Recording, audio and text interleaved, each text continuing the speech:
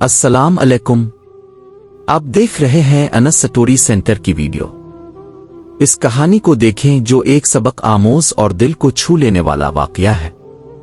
आज हम आपको एक ऐसी लड़की की कहानी सुनाएंगे जिसका फोन का इस्तेमाल उसकी जिंदगी का सबसे बड़ा अजाब बन गया।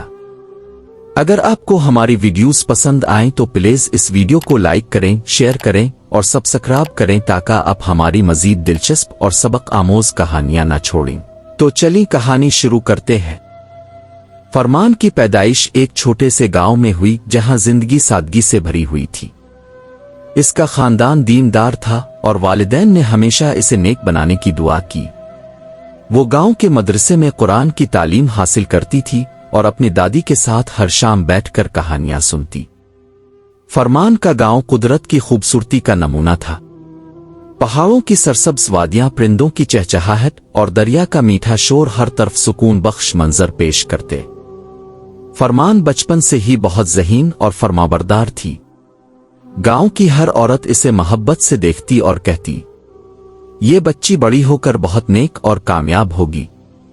दादी की नसीहत। एक दिन दादी ने फरमान को अपने पास बुलाया और कहा, बेटी, जिंदगी एक अमानत है। अल्लाह ने हमें वक्त दिया है ताकि हम नेकी करें और दूसरों की मदद करें। जो वक्त ज़ाय करता है वो दोनों जहां में नुकसान उठाता है। फरमान ने इस नसीहत को दिल से समझा और वदा किया कि वो हमेशा वक्त की कदर करेगी। बचपन की खुशियां और दोस्तियां। फरमान की जिंदगी का हर दिन खुशियों से भरा हुआ था। वो गांव के बच्चों के साथ खेलती, दरिया के किनारे बैठकर गीत गाती और दरख्तों की छांव में अपने ख्वाबों की दुनिया बसती। इसकी बेहतरीन दोस्त ज़ैनब थी जो हमेशा फरमान के साथ रहती। दोनों ने वदा किया था कि वो एक दूसरे का साथ कभी नहीं छोड़ेंगी। नौजवानी की शुरुआत। फरमान की जिंदगी में एक नया दौर इस वक्त आया जब इसे गांव के स्कूल से शहर के कॉलेज भेजा गया। ये इसकी जिंदगी का पहला मौका था जब वो अपने खानदान से दूर हुई। शहर की दुनिया गांव से बिल्कुल मुख्तलिफ थी। यहाँ के लोग मसरूफ, तेज रफ्तार और टेक्नोलॉजी के दिलदादा थे। फरमान को शुरू में यह माहौल अजीब लगा, लेकिन जल्द ही वो इसका हिस्सा बन गई। कॉलेज में इसके वालिद ने इसे एक मोबाइल फोन दिया ताकि वो राब्ते में रह सके। पहले फरमान ने फोन को सिर्फ जरूरी कामों के लिए इस्तेमाल किया, लेकिन आहिस्ता आहिस्ता वो इसकी आदी हो गई। वालिदैन की मोहब्बत और नसीहतें।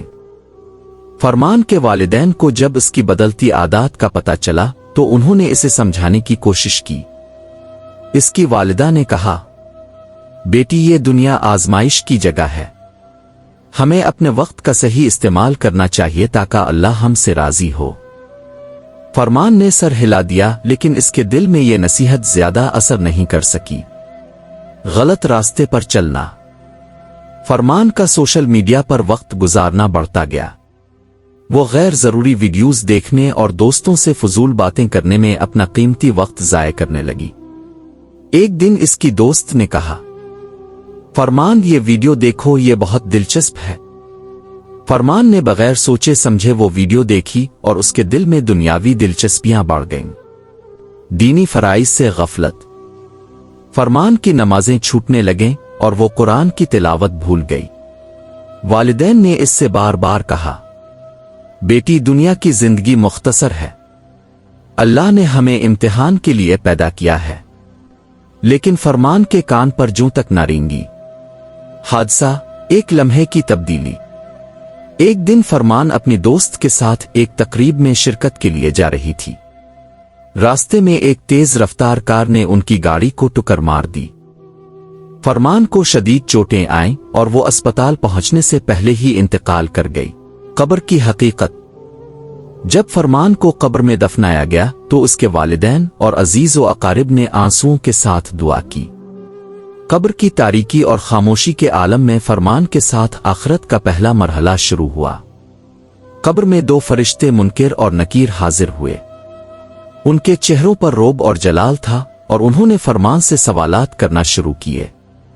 तुम्हारा रब कौन है? तुम्हारा दीन क्या है? तुम्हारे नबी कौन है?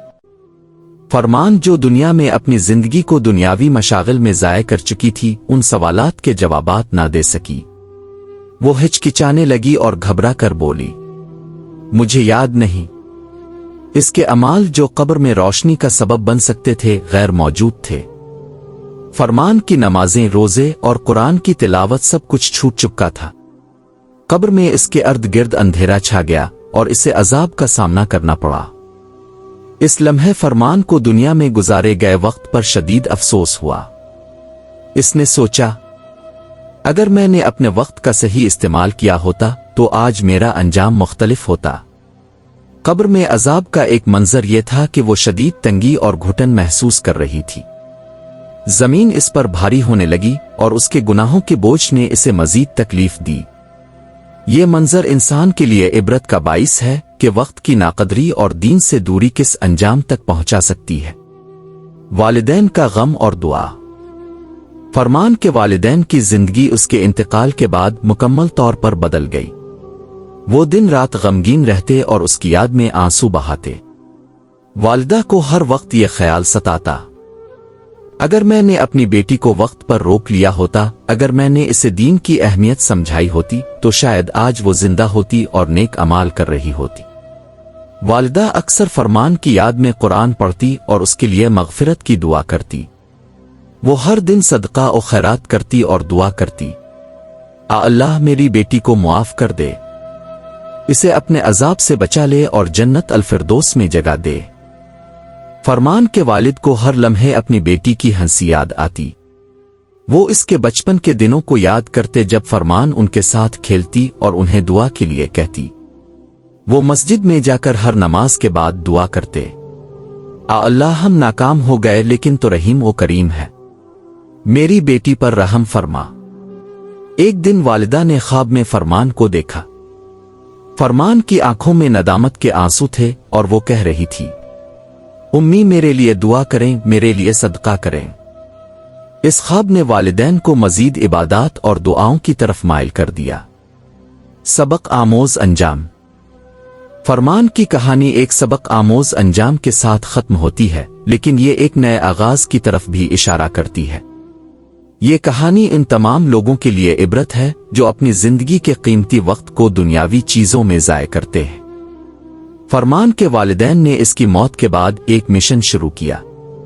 وہ گاؤں اور شہر کے لوگوں کو وقت کی قدر اور دین کی اہمیت کے بارے میں آگاہ کرنے لگے۔ وہ مسجد میں جا کر نوجوانوں کو سمجھاتے کہ زندگی مختصر ہے اور آخرت کی تیاری ہی ہماری اصل کامیابی ہے۔ فرمان کی کہانی ہمیں یہ سبق دیتی ہے کہ 1. وقت اللہ کی سب سے بڑی نعمت ہے۔ 2. موبائل فون اور ٹیکنالوجی کا صحیح استعمال کریں۔ 3. نماز، قرآن اور دین سے کبھی دور نہ ہوں۔ 4. والدین کی نصیحتوں کو ہمیشہ سنجیدگی سے لیں۔ فرمان کی کہانی ان لوگوں کے لیے روشنی کا مینار ہے جو دنیاوی چیزوں میں گم ہو گئے ہیں۔ یہ کہانی ہمیں آخرت کے بارے میں سوچنے پر مجبور کرتی ہے اور ہمیں اپنے اعمال کا جائزہ لینے کی ترغیب دیتی ہے۔